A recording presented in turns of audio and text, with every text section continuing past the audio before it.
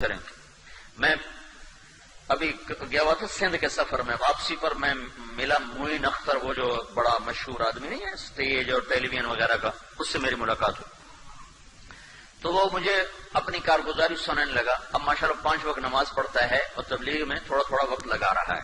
وہ مجھے اپنی کہانی خود سنانے لگا کہ میرے پاس تبلیغ والے آتے تھے تو میں ان کو نا قریب ہی نہیں لگنے دیتا تھا اور ان کو بھگا دیتا تھا. باہر سے ہی کہلوا دے، اندر سے کہلوا دیتا بھی کوئی نہیں، ریکارڈنگ پہ گئے، شوٹنگ پہ گئے، وہ تو میں اندر تھا. کہ ایک دفعہ ایسا ہوا کہ ادھر سے میری گاڑی آئی، ادھر سے ان کی گاڑی آئی، تو آمنا سامنا ہو گیا. تو مجھے اس وقت انکار کرنا مشکل ہو گیا. میں نے کہا جن کو ایسا سبق سکھاؤں گا پھر کبھی لوٹ کے میرے پاس نہیں آئیں گے. تو میں ان کو لے کر گیا اور کپڑے بدلے، اور رات 10 بجے سے لے کر صبح 4 بجے تک میں مسلسل بولتا گیا اور وہ چپ بیٹھے سنتے رہے 6 گھنٹے. کتنا بڑا ظرف تھا ان سننے والوں کا، کتنا بڑا ظرف تھا. کہنے لگا میں نے سوچا اب یہ لوٹ کے میرے پاس کبھی نہیں آئے گا. میں نے اتنا ان کی ٹھگائی کر دینا ہوں بندے دے پوتر تو میرے کو نہیں آتے ہیں.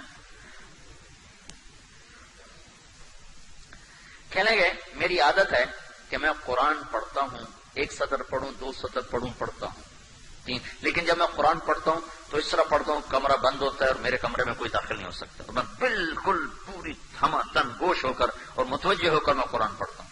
کہ اس بات کے چند دن گزرے تھے تو میں قرآن پڑھ رہا تھا تو یہ آیت میرے سامنے آئی، وَلْتَقُمْ مِنْكُمْ أُمَّةٌ يَدْعُونَ إِلَى الْخَيْرِ وَيَأْمُرُونَ بِالْمَعْرُوفِ وَيَنْهَوْنَ عَنِ الْمُنْكَرِ وَأُولَٰئِكَ هُمُ الْمُفْلِحُونَ. تم میں ایک جماعت ایسی ہونی چاہیے جو بھلائیوں کی دعوت دے، برائیوں سے روکے، اور یہی لوگ کامیاب ہیں. کہنے لگا جب میں نے یہ آیت پڑھی تو میری چیخ نکلی اور میں نے رونا شروع کیا، اور میں اتنا رویا کہ میں کانپ رہا تھا اور میری چیخیں نکل رہی تھیں اور میری ہچکیاں بند گئیں، اور مجھے لگتا تھا کہ میں دیوار میں ٹکر ماروں کہ میں نے کیا کیا، میں نے ان لوگوں کے ساتھ یہ کیا کیا، یہ تو قرآن کہہ رہا ہے کہ یہ کام تمہارا ہے.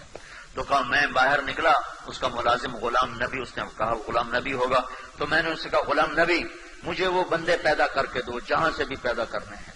وہ کہے سرکار مجھے کیا پتا کون تھے کہاں سے آئے. کہا میں بے قرار. پھر یہ اللہ کا فضل ہے، تبلیغ والے چھوڑتے تو ہیں نہیں. کہ چند دن گزرے تو وہ خود ہی آ گئے. کہا جی یہاں سے گزر رہے تھے، ہم نے کہا آپ کو ملتے جائیں. میں نے کہا میں تو تمہارے انتظار میں تھا اور میری بھول تھی، مجھے تو پتہ ہی نہیں تھا کہ میرا اللہ مجھے کہہ رہا ہے کہ اللہ کا پیغام لوگوں تک پہنچاؤ، میں تمہارے ساتھ ہوں. بس اب مجھے صرف ایک بات سمجھا دیں اور میں پھر کھلے دل کے ساتھ ہوں. مجھے ایک کھٹک ہے جس کی وجہ سے میں وقت نہیں لگا تھا کہ ادھر میں اسٹیج پہ کام کروں، ادھر میں تبلیغ کروں. کیا یہ منافقت نہیں؟ بس اس وجہ سے میں وقت پورا نہیں لگاتا ہوں. میں نے کہا نہیں یہ منافقت نہیں ہے. یہ ایمان کی کمزوری ہے، یہ منافقت نہیں ہے. اور گناہ کی وجہ سے نیکی کو چھوڑ دینا، اس کا نام تو حماقت ہے، نہ کہ منافقت.